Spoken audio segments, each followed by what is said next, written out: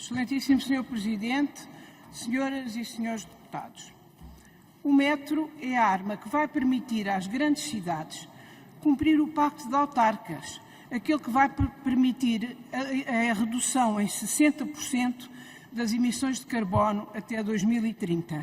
Sem o metro, esta fase nunca será cumprida.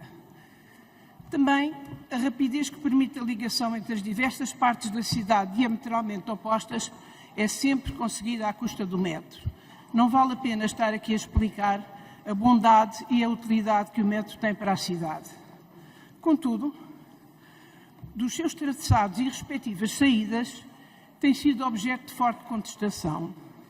Efetivamente, a sua implementação em zonas consolidadas obriga a opções que alteram as vivências locais, não devendo nunca contribuir para a degradação do tecido urbano, nem para a destruição e fruição do espaço público. O metro tem que ser sempre um bem.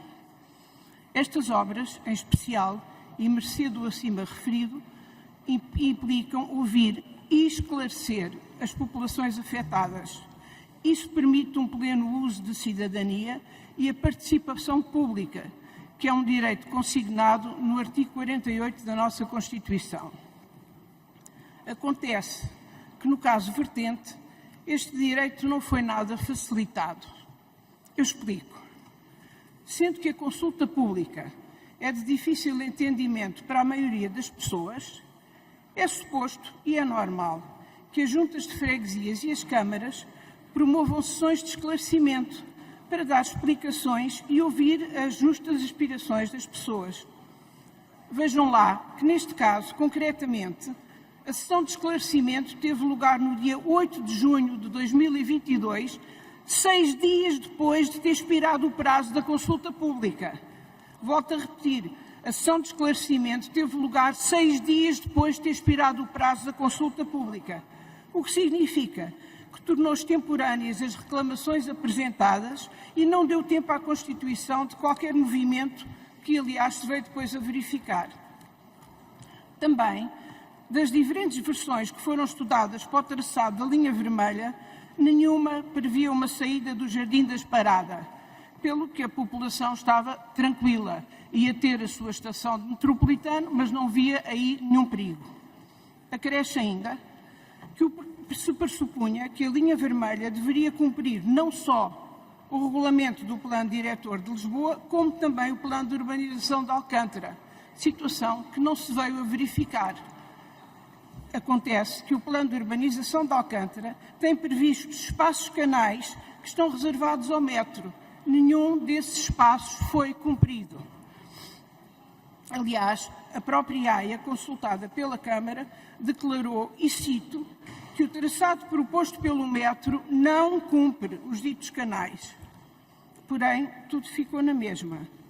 E assim, a população foi confrontada com uma situação totalmente inesperada, que, em primeiro lugar, vai afetar o Jardim Teófilo Braga, vulgarmente denominado Jardim da Parada. É um jardim que foi desenhado por Ressano Garcia, numa superfície reduzida a 2 quarteirões, pretendendo que ele funcionasse como o coração do bairro.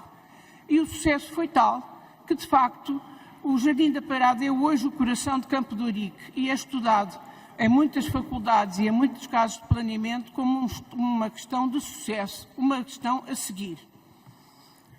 Protegido por uma cintura de láudãos centenários, assegura um ambiente preservado e o conjunto resulta numa agregação de várias peças que constituem um corpo uno, que permite a sua fruição por várias camadas etárias e permite, assim, o que também é raro nas cidades, uma coabitação harmoniosa entre várias camadas etárias. Vejamos, há um espaço envolvente logo na primeira fase, com as copas do láudons e bancos isolados, que permite uma fruição mais recatada, um espaço de leitura, um espaço de reflexão, e depois, à medida que nos aproximamos do Coreto e do lago que tem água corrente, vemos maiores aglomerados, vemos pastelarias e esplanadas onde as pessoas estão sentadas a vigiar as crianças que brincam no parque infantil ali ao lado. E exatamente por ser um ponto de confluência e um ponto de grande sucesso, aconteceu que nas ruas confinantes com o Jardim da Parada se foram estabelecendo estabelecimentos comerciais que vivem florescentemente desta proximidade.